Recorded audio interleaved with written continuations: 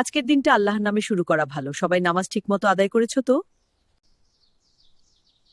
হ্যাঁ দাদি, বাবা আমাদের শিখিয়েছেন। আজ আমাদের খামারে নতুন মশলা রোপণ করতে হবে। বাবা, আমি সাহায্য করতে চাই।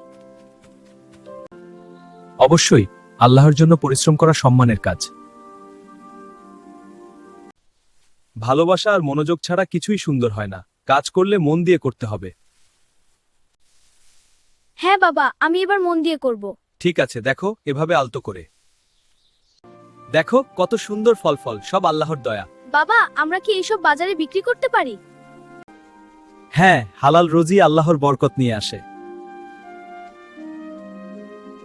দেখেছো, ছোট খামার থেকেও আল্লাহর বরকত আসে যদি আমরা সততা ও পরিশ্রম করি। আমি আজ শিখেছি, পরিশ্রমের সাথে ধৈর্য রাখলে সব ভালো হয়। সাবস্ক্রাইব করো সবাই।